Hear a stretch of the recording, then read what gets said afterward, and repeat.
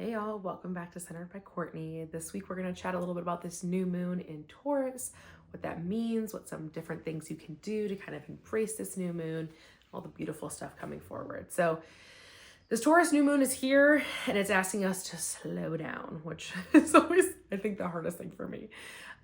Root deep and remember that abundance starts from within. So as we kind of go about this new moon, I think, it's really a time, it isn't about chasing more.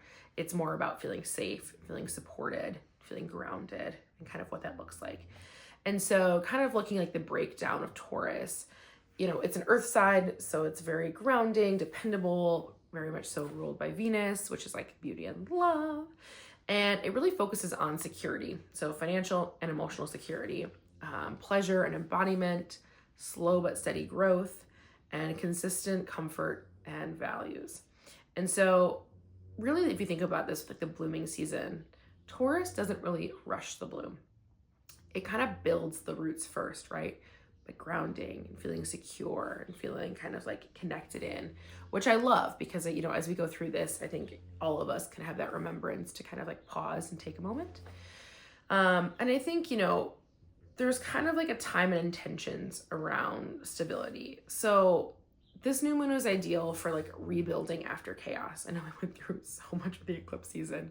Now we're into spring here, and I think it's time to kind of like rebuild after the chaos, creating different daily habits, right? So things that help you feel grounded. So like sound baths, meditations, going for a walk, different visualizations, journal prompts, whatever that might be for you, right? And just remember, like, you're trying to call in sustainable abundance. So things that kind of are going to be there for a while, the things that are sustainable and things that you kind of want to connect into. So really this moon is inviting us to kind of plant the seeds, take the time for things that are like meaningful growth in the future, if that makes sense. So some fun little rituals. I had some little notes here. So for me, I think like a fun earth connected ritual would be amazing. So sitting or standing barefoot outside, envisioning yourself like the roots, like your feet growing roots down into the earth, through the earth's core, through the bottom of the earth, and kind of connecting on, like really truly grounding yourself. I think that is so important. And kind of saying out loud, I'm supported, I'm grounded, I'm ready to receive is kind of my things.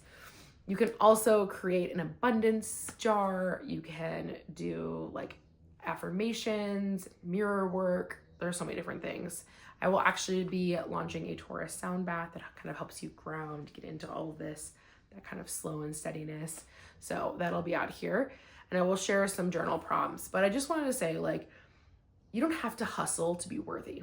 I think a lot of times in this culture, it's like, you got to be working. You should be doing 2 or 3 jobs. You need to be go, go, go. And it's like, you don't always have to hustle to be worthy of something. And you don't need to have it all figured out to plant the seed. You can be like, ooh, for me, like I was like, I feel really called to sound baths. And I was like, what am I going to do with that? How is that going to go? I didn't know, but I was like, all right, let's plant the seed and let's figure this out. What is this? How does this become my calling? And so let this new moon in Taurus remind you, you're allowed to take up space. Rest deeply, and you can still call in magic. So it doesn't have to be go, go, go. Highly recommend staying grounded and relaxed and just being part of the moment.